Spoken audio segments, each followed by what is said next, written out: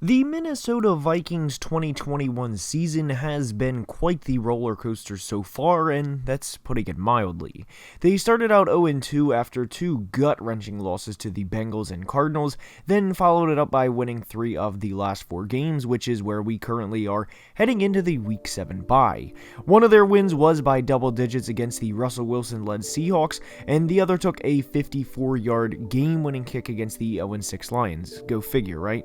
But one thing and one player that has been consistent so far in his return that all of Vikings Nation was patiently waiting for since the start of their tumultuous 2020 season has been all-world defensive end Danielle Hunter. Danielle has been one of the best defensive players in football in all of 2021 and is a large reason why the defense, for the most part, has been good. Remember, this is a team that gave up a combined 31 points to the Seahawks and Browns, so they are certainly not a bad defense, and it is led by number 99. Now, in today's video, we are going to be discussing what makes Danielle so good, why he is the leader of the defense, and what he does to make others around him feed off of his energy and make big plays. So, without further ado, let's begin. Sacks can be a very controversial stat when discussing football, as some people place a lot of emphasis on it, while others think it is a hair overrated. But comparing the Vikings sack numbers from 2020 to 2021, and it is a monumental difference. In 16 full games last year, Minnesota had just 23 sacks, which ranked 28th in the NFL, and they had 5 separate games in 2020 where they failed to record a single sack. And in a passing era that we are currently in, that is unacceptable. Maybe a game, maybe 2 games if you can make up for it elsewhere, or if you get down early and an offense runs the ball the majority of the game where you simply would not have the opportunity to, or not as many as usual, but to have nearly a third of the 16-game season without a sack is flat out brutal. However, that has not been a problem for the Vikings through the first 6 games of the year in 2021, and they went from 28th in sacks to where they are now in sacks, first. And Bears fans, yes, technically tied for first. Minnesota in 2020 had no pass rush and had to kind of hype up their fans with 4th-round rookie DJ Wanham, who, credit to him, did have a game-winning strip sack against Aaron Rodgers. But my point is, DJ, and no disrespect is intended here, but he is not Everson Griffin or Danielle Hunter. And to give you an idea of how good the Vikings pass rush has been through 6 games, they have 46 hurries as a team. No other team has above 37, so for them to be 9 total hurries above the next best team this early in the year is a substantial lead in that department. They also get a quarterback hurry on nearly 20% of the opposing team's dropbacks, with the next best being 15.9%, and the Steelers represent both the next team at 37 total hurries and 15.9% at the time they're getting hurries themselves. Percentages can vary based on total because a team may, in theory, be getting near the quarterback on a regular basis, but not having the totals because opposing offenses may not have thrown the ball as much against them as other teams, so that's why I wanted to point out the Steelers being the next team for each, as it is not mutually exclusive. Minnesota also leads the NFL in both pressures and pressure percentage, and a lot of that can be attributed to 99.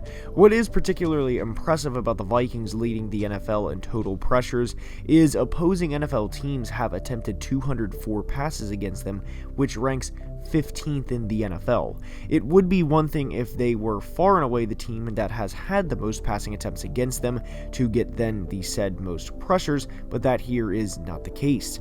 Minnesota has 10 more pressures than the Tampa Bay Buccaneers, despite the Bucs having 47 more opportunities to get after the quarterback, meaning Tampa's defenses has had to face opposing passing attempts 47 more times than the Vikings have, and the Vikings have 10 more pressures than the Buccaneers.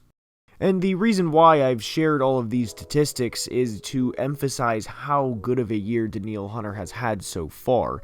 Now, by the way, let's just go ahead and get something out of the way. Me making this video on Danielle Hunter and really the Vikings pass rush for today's video is not me saying, wow, Danielle is better than Aaron Donald. Again, it's not me saying that, and that he should just automatically be the Defensive Player of the Year, because a lot of other players like Myles Garrett and Max Crosby, and I did not intentionally leave anybody out, TJ Watt, we'll just go ahead and throw him in there too, out of that conversation, because a lot of other players are having great years, but in a sense, none of those guys have really turned around their defenses from what Danielle Hunter has done for the most part in 2021 compared to what the team's defense was last year. None of those other guys that I just mentioned missed an entire season and really the prime of their career the way Danielle did in 2020. And my next point and next highlight in today's video is how dominant Danielle was on Sunday's game against the Carolina Panthers. He did have 6 tackles, and despite not recording a sack, the Panthers and Sam Darnold most definitely knew where he was on every snap. Granted, he lines up at the same position every play, but they had to account for him, and even on plays that they did, he was still wreaking havoc, and there were a couple of times where he threw their right tackle like a ragdoll, and like he weighed 5 pounds, and that he should not have even been on the same field as him. Now, we're going to break this play down into several parts here because it is a lot more than an incomplete pass to the left side of the field. For starters, Pro Bowl linebackers Anthony Barr and Eric Kendricks are going to be lining up in head coach Mike Zimmer's signature look, the double A-gap blitz, meaning it looks like on 3rd and 10 the Vikings are sending the house. This was 3rd and 10 with less than 2 minutes to play, so the game here is on the line. At the very last second, they both back out. Then the Vikings run what is called an ET stunt, meaning an edge tackle stunt, where Danielle Hunter is going to go from the outside to the middle of the line and try and take the right tackle with him, while the defensive tackle on this play, DJ Wanham, will try and go to the outside to create pressure, and if they are lucky, then the right tackle will follow Danielle Hunter, and Danielle will occupy the attention of 3 opposing linemen, meaning DJ would then have a free run to the quarterback. And this, in essence, will keep Sam Darnold contained, because as pinned in as the Panthers are in this territory of the field, there would be nowhere for him to run, because he cannot run out the backside and potentially have a long run down the right sideline. When Danielle crosses over here, just watch the sheer attention he receives from the offensive line, because they know and have been told all week, look, anyone can beat us but 99. And Vikings fans, I understand the frustration with Mike Zimmer as a head coach, but in reality here, this was an extremely good call, because what he did with the pass rush here was force Sam Darnold to stay in the pocket, and Zim essentially said to Darnold, beat us.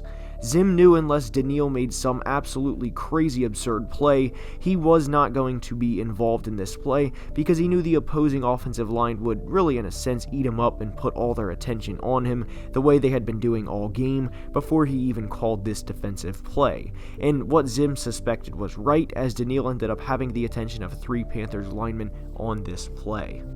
Now, as I was recording this, I wrestled with what I was going to title the video and ultimately came up with Danielle Hunter is the Minnesota Vikings defensive MVP, and this little screen right here to DJ Moore is a perfect example of why Danielle, in a sense, is the defensive MVP of the Vikings.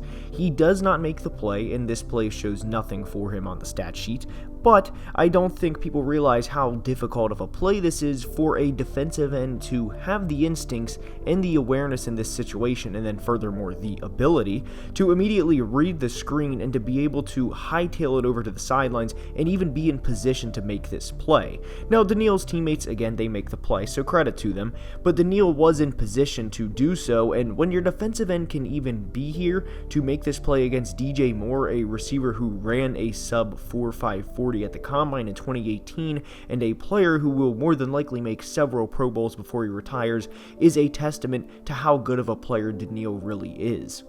Next is a play where, again, it does not show up in the stat sheet, but Danielle essentially bullies the right tackle here as you see him walk him right back to Sam Darnold, and Sam is forced to dump the ball to Chuba Hubbard, because if he does not, then he will end up in Danielle's arms for a sack. And quickly, I do want to point something out. You may think, well, what if Sam intends to bounce this outside because no one is over there, and he could very easily try and go down the sideline for a big run? That's a good point, by the way. There are no receivers for Sam to throw the ball to in the flat, and at this point, Danielle would just be able to easily push himself off of the right tackle, because if the right tackle tried to hold him, it would be extremely obvious, because Danielle could just hold his arms up and everyone in the building would know that Danielle's not going to just stop all of a sudden. So it would be a very easy holding call, and on top of it, if the right tackle does not hold, then Danielle is running straight towards Sam untouched with nobody in the way, and that's not a race Sam Darnold is going to win.